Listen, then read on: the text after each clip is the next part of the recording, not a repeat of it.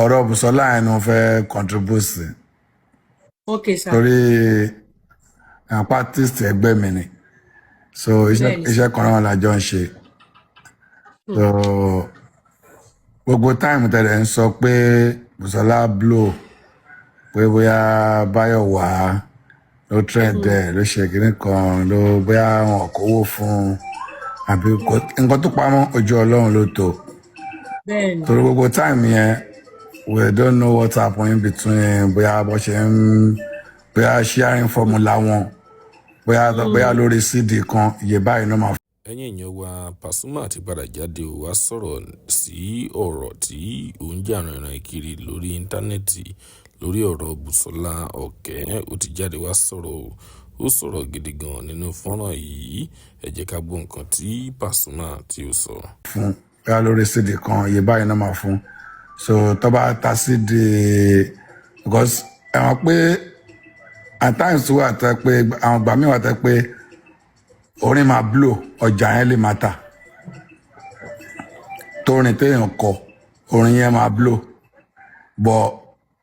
CD tí wọ́n tà tí wọ́n fi tán gbèjà torin yẹn wà nínú ẹ̀ tán tà síta ó lè máa blow ó lè máa tà tó bórin yẹn ṣe blow so ibi tó olórin yẹn ti máa rí owó ẹ̀ níbi shows kò yẹ yín so ẹ try to get me dáadáa o ìgbà míì wà tí orin máa blow torí iṣẹ́ tí mò ń ṣe ni mo lè ti wà lẹ́nu ẹ̀ ti pẹ́ so mo mọ̀ ń paṣẹ́ yẹn dáadáa mo lè má lè sọ ń paṣẹ́ mi o ọ̀ tó bá ti jẹ́ orin àti hip hop àti gospel àti fuji àti juju Paso ti pẹ́. so gbogbo genre of music pápátá ni mo lè sọ ń pa ẹ̀ torí àwa náà ti ṣe díẹ̀ ní diṣẹ́ yìí so mo mọ̀ pé orin máa ń blow ńgbà míì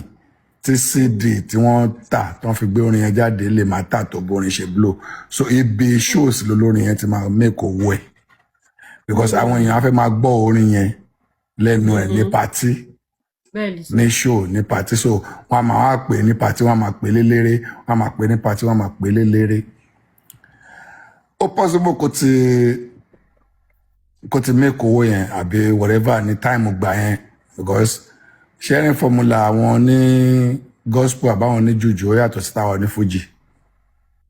Oh, okay, sir. Ó yàtọ̀ sí báwọn ọmọ báǹdì wọn àbí àwọn management wọn bó ṣe ń ṣe owó ó yàtọ̀ sí báwọn ní fuji ṣe ń ṣe owó so ìyẹn ni mi ò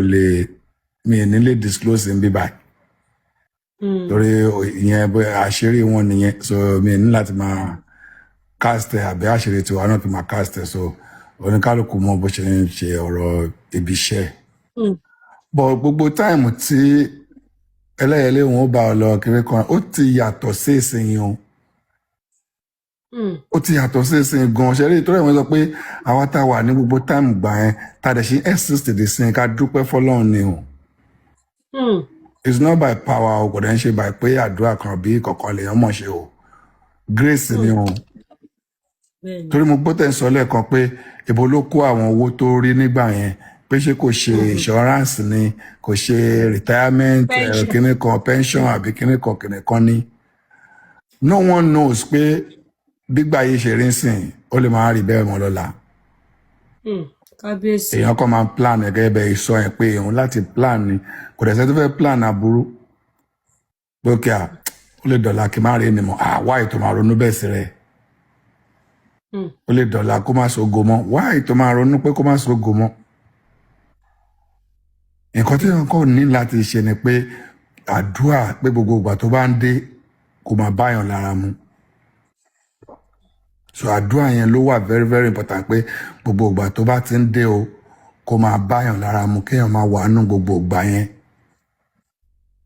ẹ get it mami because ọ̀rọ̀ Bùsọ́lá Ọ̀kẹ́ mo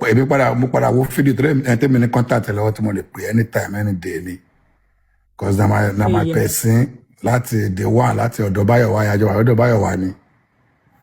ní gbogbo táìmù yẹn tó náà kọ ẹlẹ́yẹlé yẹn àwọn náà kọ Americana sọ́dọ̀ Báyọ̀wá akọ brain boss and stardom akọ maintenance sustain so record mi tó wà lọ́wọ́ Báyọ̀wá tí Báyọ̀wá gbé jáde tó jẹ́ ti Pasuma afẹ́ tó bí abi 6 ẹ̀gẹ́ tó jẹ́ 2-in-1 irú Americana náà sìn ara ẹ̀ náà ni so brain boss and stardom méjì nìyẹn maintenance sustain méjì nìyẹn Fuji Generation wà ń bẹ̀ kàtẹ́mi kọ́ mo ní Fuji Generation Saheed Balogun ló ní bóyá pọ̀tẹ́kọ̀ yẹn ẹ̀ẹ́mí kọ́ mo ní pọ̀tẹ́kọ̀ generation. Saheed Balogun ló ní ó kàn feature àwàtàwà nù ẹ̀ èmi àti Malaika àti àwọn Ades lábúlé gbogbo ó kàn feature wà nù ẹ̀ ní Saheed Balogun gangan ló ní iṣẹ́ yẹn so mi lè ka mọ́ iṣẹ́ mi so gbogbo táìmù yẹn gbogbo àjọ wà lọ́dọ̀ Báyọ̀wá ni so o Grace làwa ní gbogbo táìmù yẹn àti ìsìn ta tó sì bá gbà mú ta tó sì wà ń bẹ̀ ká ṣá máa ṣe dáadáa mo sorry fún gan ọgbà tí mo rí fídíò yẹn pé no because kò ń ṣerú Bùsọ́lá Òkè pẹ̀lú èèyàn lè kọrin ẹyọ kan kọrin ẹyọ kan yẹn sọ èèyàn di gbogbo kan tí wọn fẹ́ di láyé èèyàn lè kọrin ẹyọ kan káwọn èèyàn lè máa retí follow up because ayé ìsìn àwọn Gen Z wa yìí tó bá ti ṣe ẹni orin báyìí tó bá ti rain wọ́n retí pé kò tó ṣe mí tó wọn tó rain ni o wọ́n á sọ pé o ti ṣe ọkàn èyí tí mo ṣe ní jẹta ẹ rain ní àwọn ẹjẹ ẹ má wọrí ẹfẹ lẹ́yìn náà kún wọ́n fẹ́ kí ètò tó fẹ́ ṣe lẹ́yìn yẹn kó tún hot ju ètò ṣiṣẹ tẹ́lẹ̀ lọ ni so báwo la yẹ wá fẹ́ ṣe bí kò ṣe bí kéèyàn tẹra mọ́ṣẹ́ kéèyàn dẹ ní gbígbàdúrà so kò ń ṣe fọ́ọ̀tù Bùsọ́lá Òkè o it's not a fault o it's not a fault.